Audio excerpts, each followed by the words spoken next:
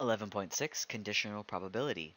In general, the probability of event E2 occurring, given that event E1 has happened or will happen, the time relationship does not matter, is called conditional probability and is written probability of E2 given that E1. So that's what that little bar means. This little bar just stands for given that. If you've ever wondered what that meant, it means such that or given that. Alright, so our probability formula for conditional probability is the probability event 1 happens, given that event 2 happens. It's n time of probability event 1 and event 2, and over how many times event 1 happens. And I love formulas, don't get me wrong. You know, I majored in linear algebra. That is formula based. This formula, it just doesn't help us because we can think about probability in different ways. So you're going to see how we don't even use the formula. Let's just use critical thinking. Why remember a formula when we can just critically think about these questions? And you're going to see. Let's use conditional probability. A single card is selected from a deck of cards. Determine that the probability is a club given that it's black. So conditional probability, it's setting a condition. It wants to say, okay, only look at this part. So it's like if I had all the cards and I wanted to separate them into different piles, I want to look at each pile by itself, no longer a full deck of cards. So we still want to know the probability that you get a club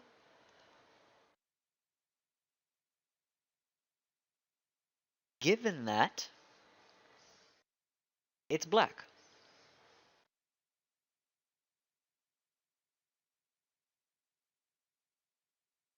So the first thing we do is we look at all the black cards. So we focus on the second part, all of our black cards. We actually have only 26 black cards. And of those, 13 of them are clubs.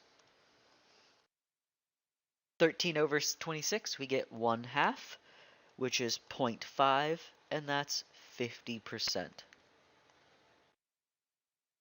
So the second part, the E2, that's telling you what to look at. What do you want to focus on? We only want to focus on black cards, not any other card. So this is like if we had the full deck of cards and we separated it into red and black cards. We put the red cards away and we only want to look at the black cards.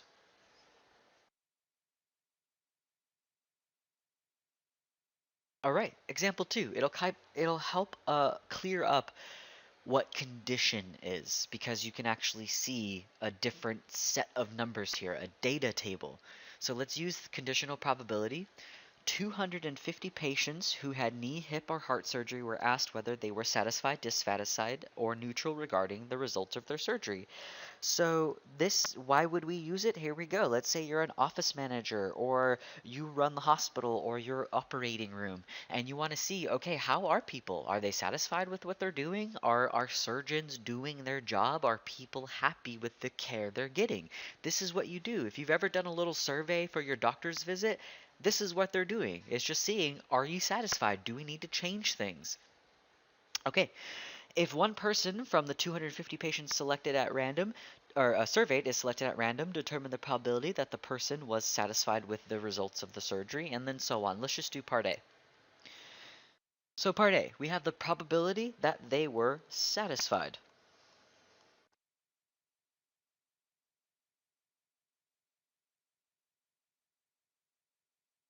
So it's not asking us about given that. There's no condition. Condition is only attached to the word given that, or the phrase given that. So we're not looking at any condition, let's just look at our satisfied people. So everybody that was satisfied, that was 210 people. Total, they told us the total was 250. It's also right here. So 210 over 250, that's 21 over 25. You can actually cancel out the double zeros.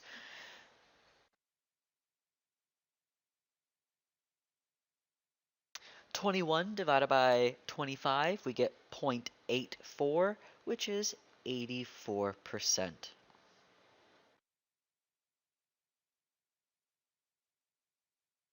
So part A is just like 11.1. Now let's talk about conditional probability.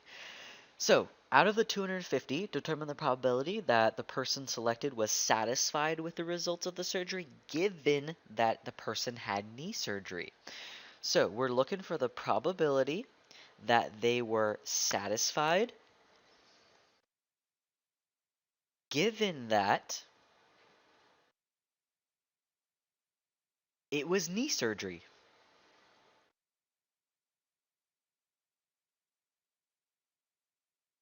So what this is telling us is the second part of the probability, the knee part, the second part after the given that's the what we're going to look at for our total. So if we look at our knee people, the total is 95.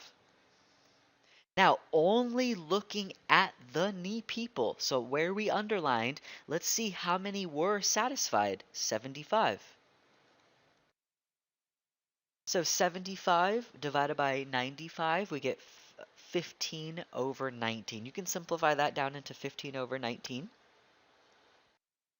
And 15 over 19, if you want the decimal, because it depends on what they're going to ask for my math lab. So 15 over 19 is 0.7894, and that's about 79%.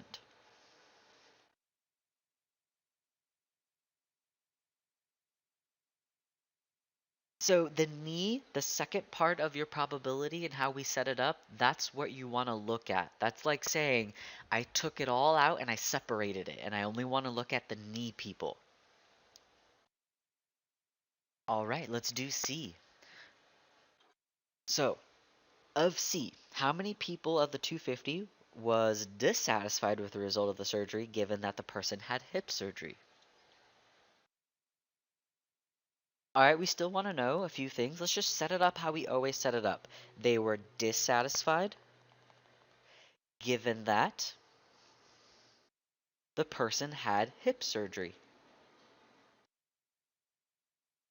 So what this is telling us, only look at the hip people. So let's look only at the hip people. Total, there's 105. Of those 105 people, of those hip people, 15 were dissatisfied. So the second part, do you notice if you turn it over, it's like a fraction. It's dissatisfied over hip people. That's why our total is only the hip people, because it's at the bottom of the fraction right here. It's at the bottom. We can simplify 15 over 105 into 1 over 7. 1 divided by 7 is about 0.1429, and that's about 14%.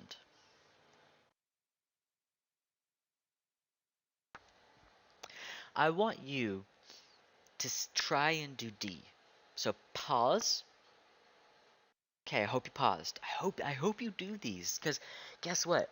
Like I always say, you're the only person who knows if you get it right or wrong. So what's the risk? And if you get it wrong, that's okay. It's okay to be wrong. You're just learning this.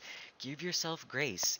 Hardly ever do we do something for the first time and actually get it, right? Hardly ever. So if you do, awesome. If you don't, you learn from it. Just be like, it's okay to get things wrong. I get things wrong all the time. It's all good. Just learn from it. All right, let's do D together. If you're feeling it, do D. Still pause. You still have time to pause and do D. All right, let's do D now together. Let's know the probability of the 250 that had heart surgery given that the person was dissatisfied. So just set it up how we always set it up. The probability that they had heart surgery given that the person was dissatisfied. You see how we're changing the way we do it? The words, we just flipped them, but we still set it up the same exact way. So this time we're looking at all the dissatisfied people because that's what's second. Whatever comes second, that's your denominator, that's your total. So if we look at dissatisfied, that's this group right here. That group, the total is 40. Of those people in the dissatisfied column, those who had heart surgery were 5 of them. So 5 out of 40 had heart surgery, but they were dissatisfied. You can simplify that down to 1 over 8. 1 over 8 is 0.125. 0.125, let's say that's 13%, because we have to round up.